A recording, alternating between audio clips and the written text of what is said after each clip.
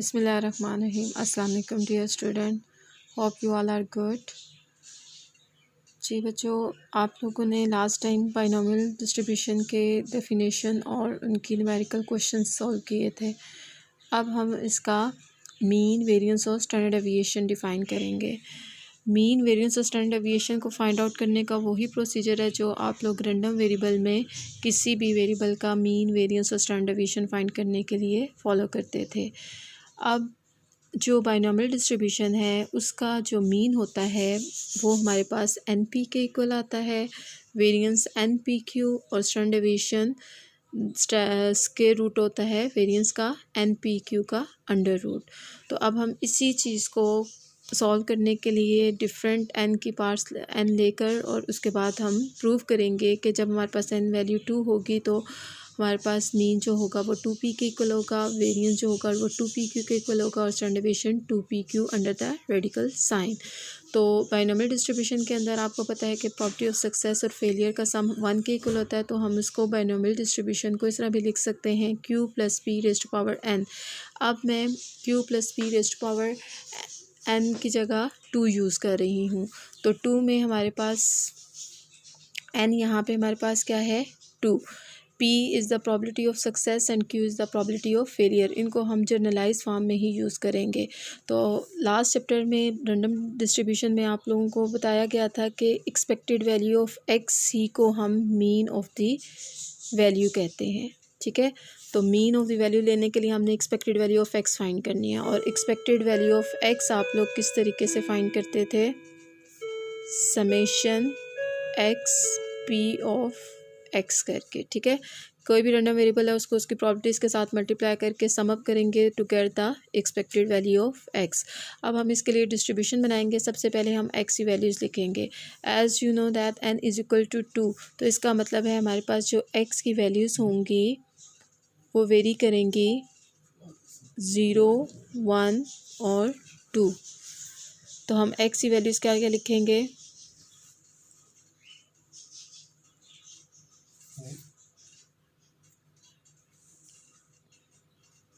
0, 1 and 2। ये हमारे पास random variable x की वैल्यूज़ आ गई। उसके बाद आप लोगों ने प्रोबेबिलिटी ऑफ x फाइंड करनी है। अब probability of x binomial distribution की हम कैसे फाइंड करते हैं, by taking the formula of binomial probability function that is equal to n c x p raised to power x q raised to power n minus x। हम इसमें in place of n हम put करेंगे 2 और x की जगह हम 0 put करेंगे। p और q को एज इट इज़ लेकर चलेंगे।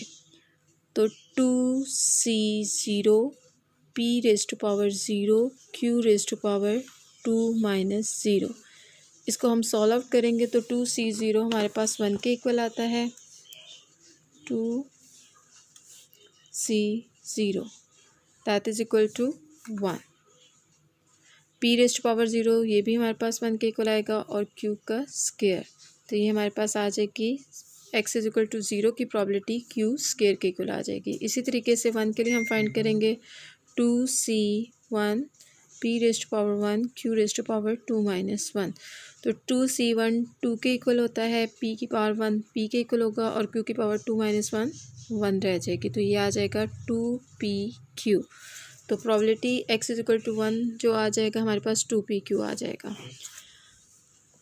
x इज़ इक्वल टू 2 के लिए लेंगे तो 2c2 p की पावर 2 q की पावर 2 माइनस 2।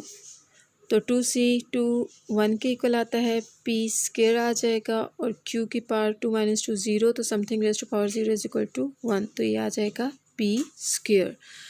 अब आप लोगों ने एक्सपेक्टेड वैल्यू लेने के लिए x को p ऑफ x से मल्टीप्लाई करना है। तो हम एक और कॉलम बनाएंगे,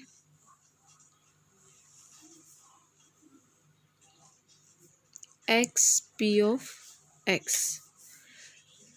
0 multiply by q square gives you 0, 1 multiply by 2pq is equal to 2pq and 2 multiply by p square is equal to 2p square. ठीक हो गया। अब आपको पता है एक्सपेक्टेड वैल्यू ऑफ x जो है वो summation x p of x के इक्वल है। तो हम इस कॉलम का टोटल करेंगे तो इस कॉलम का टोटल क्या आ जाएगा, 2pq plus 2p square, 2pq plus 2p square. उसके बाद इसमें से कॉमन फैक्टर हमारे पास क्या क्या गिवन है, 2 है एंड p है। q कॉमन हमने ले लिया एंड यहाँ पे हमारे पास रह गया p।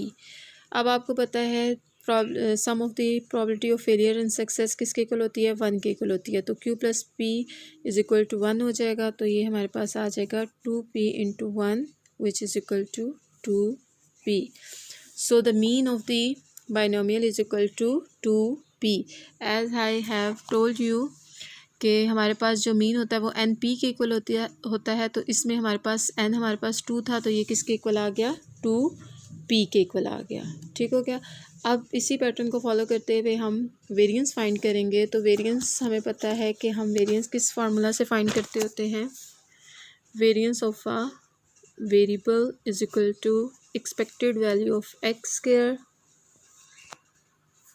Minus expected value of x का होल स्क्वायर। अब सबसे पहले expected value of x square find करेंगे। तो वो किस तरीके से होते थे कि किसी भी वेरिएबल की एक्सपेक्टेशन लेने के लिए उस वेरिएबल को हम प्रोबेबिलिटीज़ के साथ मल्टीप्लाई करते हैं और फिर सम अप लेते हैं। तो इसके लिए हम एक्स स्क्वायर को पी ऑफ एक्स से मल्टीप्लाई करेंगे। तो हम यहाँ पे एक और कॉलम बनाएंगे x square p of x, यानी एक्स पी ऑफ एक्स वाले कॉलम को अगेन एक्स की वैल्यू से मल्टीप्लाई करेंगे। तो हमारे पास क्या आ जाएगा, x square p of x वाला column, 0 multiply by 0 0, 2pq multiply by 1 2pq, 2p square multiply by 2 gives you 4p square. तो इस कॉलम का टोटल क्या होगा, summation x square p of x. तो ये हम यहाँ पे पुट करेंगे 2pq प्लस 4p स्क्वायर। अब आपने ये value expected value of x square, ये वैल्यू आप लोगों ने पुट करनी है वेरिएंस वाले फार्मूला में। तो वेरिएंस ऑफ एक्स जो है हमारे पास क्या था, expected value of x square minus expected value of x का whole square. Expected value of x square हमारे पास क्या आई है, 2pq plus 4p square minus expected value of x हम ऑलरेडी फाइंड कर चुके हैं पहले पार्ट में मीन की फॉर्म में, वो हमारे पास क्या आई है 2p। तो हम यहाँ पे वैल्यू पुट कर देंगे 2p इसका होल स्क्वायर। इसको अब हम सिंप्लीफाई करेंगे,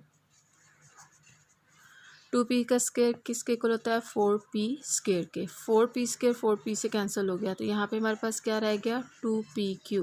तो वेरिएंस ऑफ x हमारे पास आ गया 2pq।